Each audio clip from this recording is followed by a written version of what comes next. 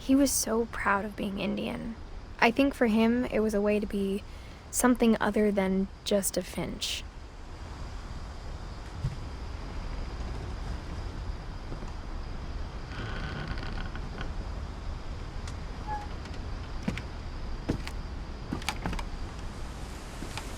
On the way back from Lewis's funeral, my mom told me to start packing. She waited until the day before we left to tell Edie. I'm not sure if she wanted to make it easier or harder.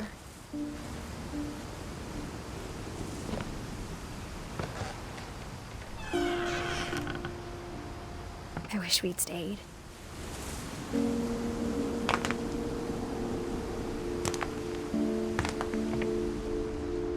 But I understand why we left.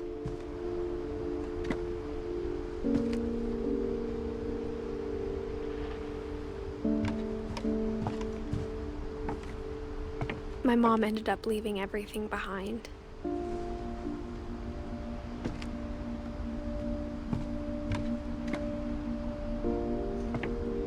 What happened that night had been coming for a long time. Maybe it should have come sooner.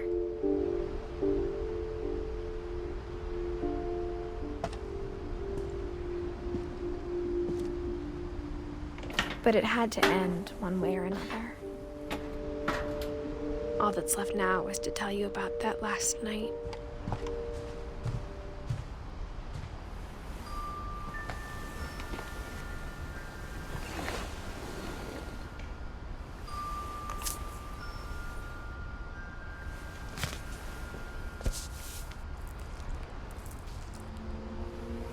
That whole last day, Edie just watched us pack and didn't say a word.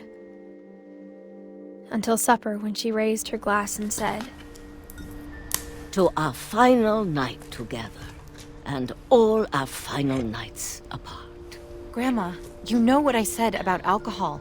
Some of your medications are very Edith, specific. I left a present for you in the hallway. Why don't you go open it? The grown-ups have to argue now. I'm sorry, you're right. We're all leaving tomorrow. Let's just enjoy our last... I'm not leaving. Edith, you're excused.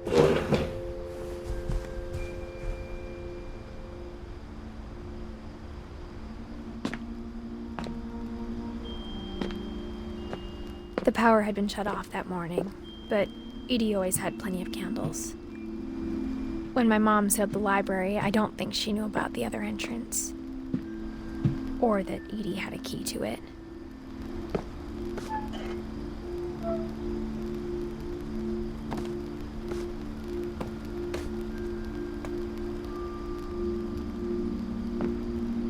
That thing you're afraid of isn't going to end when you leave the house. Edith has a right to know these stories. My children are dead because of your stories! I think it's best if Edith and I leave tonight.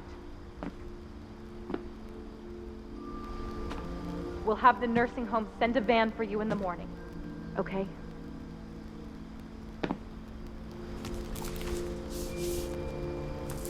Dear Edith, there's so many stories I wish I could tell you, but there's only time for one. This is about what happened on the night you were born. That night, the tide went way, way out. It was the first and last time I ever saw the old house aground. There'd been an earthquake out in the middle of the ocean. They called it the lowest tide in 1,000 years. God, it smelled awful. You know, I've seen that house every day of my life.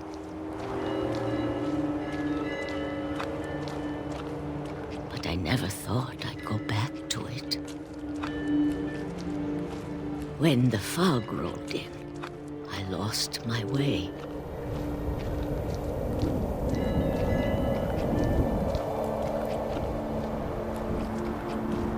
I got turned around.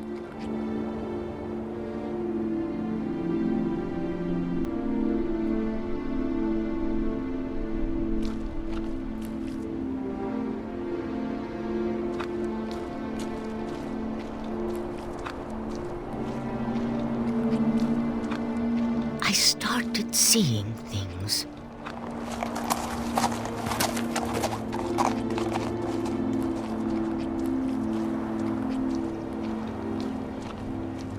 Things I'd forgotten had ever existed.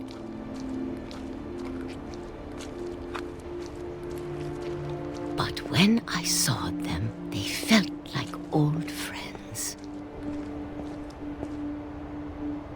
That night, a lot of things came back to me. Or maybe I came back to them.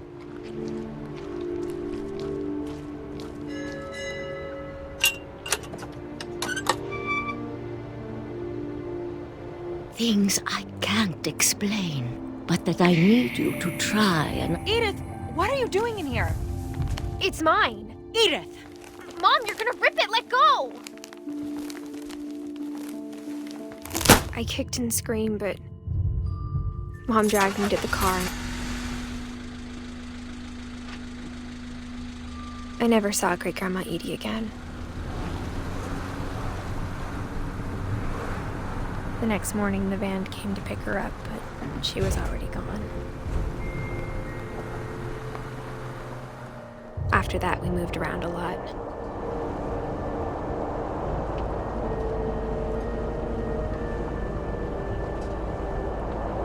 We both tried to make the best of it.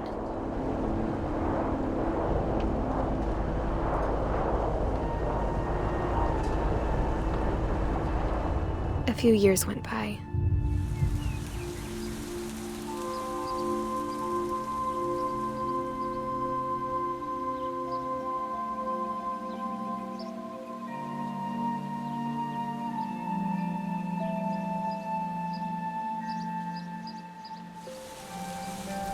My mom didn't like to talk about it, but she started getting sick a lot. The rest happened pretty quickly. She got better for a while, and then she didn't.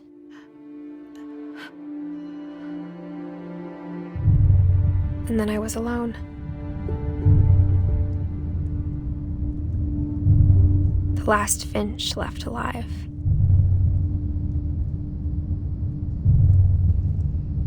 Until I found out about you.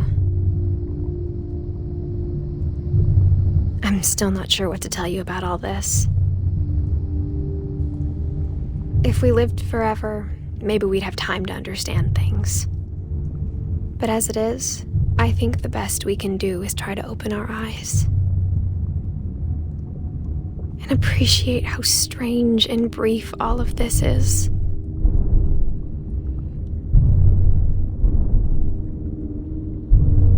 This journal was supposed to be for you. But now I hope you'll never see it. I just want to meet you and tell you all these stories myself.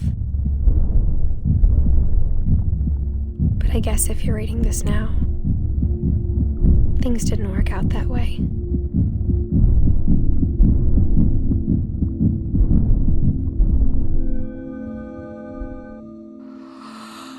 This is where your story begins. I'm sorry I won't be there to see it.